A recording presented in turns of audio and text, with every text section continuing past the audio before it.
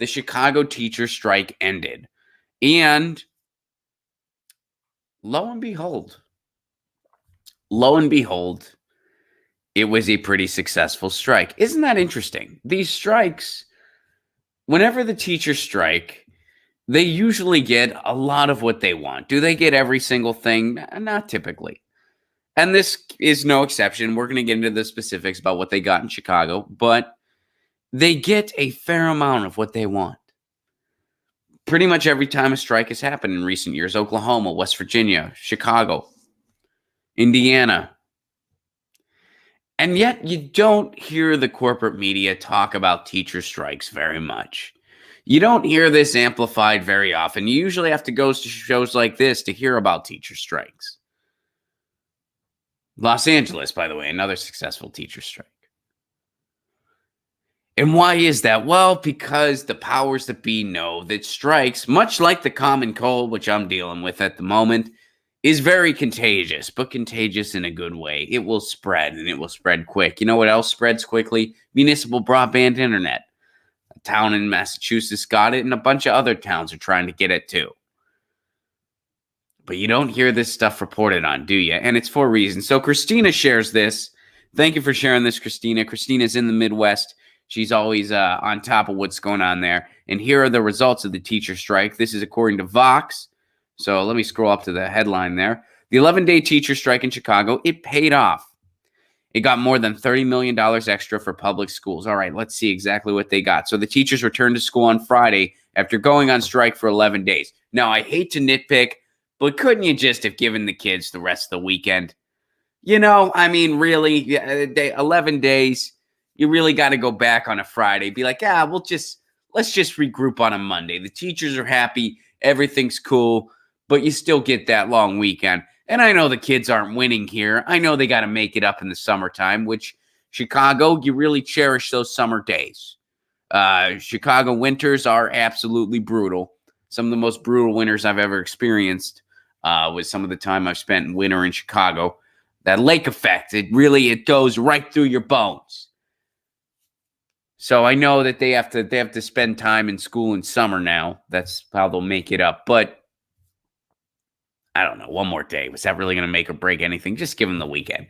Be like, all right, you got the weekend to really recoup and reconcile that come Monday, you're going to be doing math again. It's going to happen.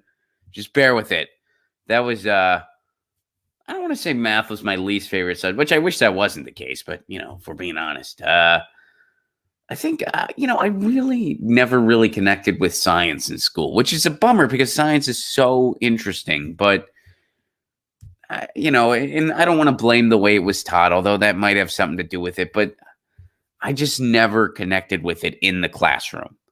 Now, I was curious about a lot of stuff outside of the classroom, but in the classroom, I just never connected with it. I never took a science class in college because I never, I always struggled with it in high school. Anyway, all right. So, but nonetheless, they said Friday, you're coming back. That's what's going to happen. So they had picketed in the snow and rain until union leaders and city officials struck a deal. All right.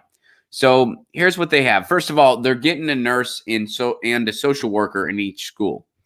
So here, this sentence is a little interesting. City officials struck a deal to raise teacher pay and to put a social worker and nurse in each school, which they were calling for more social workers and nurses. So this leads me to believe that I guess some schools didn't have one or both of those things, which is kind of disturbing. I guess some schools didn't have a nurse, didn't have a social worker. Now, I know a lot of schools only have a part-time nurse, but to not have a nurse at all, anyway, that's a little concerning. Some of the teachers' most ambitious proposals, such as requiring the city to expand affordable housing, didn't make the cut. You know why? Because you need more than just the teachers there. You need the city on board there. You need a general strike there. You need a general movement to demand renters' rights, to demand rent control. That's going to take more than just teachers. That's got to take citizens. That's got to take everybody.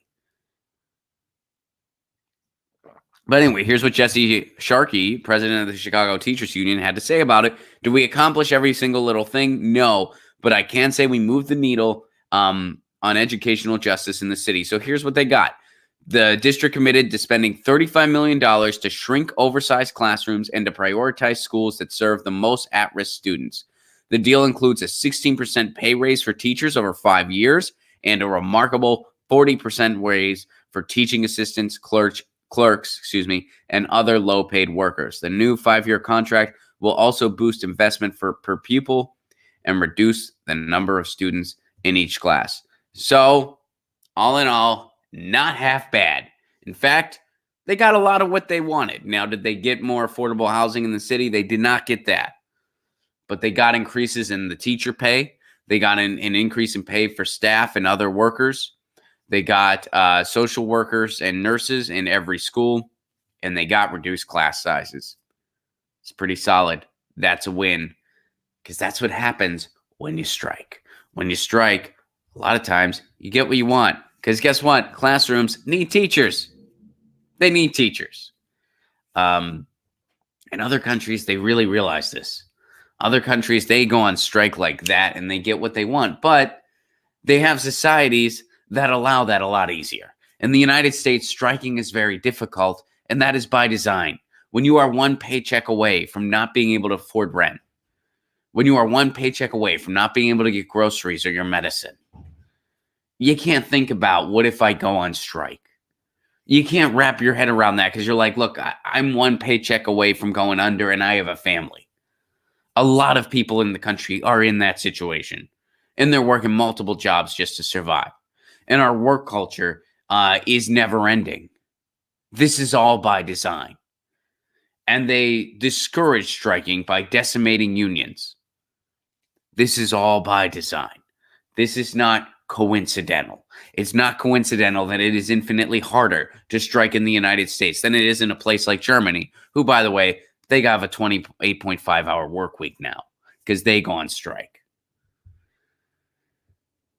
So, I get it. It's easier said than done, but strikes still very effective. Here we have yet another teacher strike that worked out for the teachers. So far, it's batting 1,000. We have covered the Indiana strike. We've covered the Los Angeles strike. We've covered the Chicago strike the first time around. We covered Oklahoma, West Virginia. Every single time, positive results for the teachers. Every single time, with no exceptions. But you don't hear about, if the corporate media spent an inch of time on stuff like this, strikes would spread like wildfire, which I'm in California. That's a bad analogy to use. Not a good analogy to use in California, but it's a figure of speech. Sorry. But they're not going to. The media is not going to cover stuff like this because they don't want everybody striking. That upsets the status quo, which is what the media is in place to preserve. They should just rename the corporate media status quo defenders because that's who they're defending. And that's what they're defending. All right. But good job, Chicago teachers. That is some good news. Get your news on with Ron. Don't you want to know what's going on? We're getting our news on today. Get your news on with Ron. Don't you want to know what's going on? We're getting our news on today. You can tweet me an article at Ron Placone. We'll go through it together and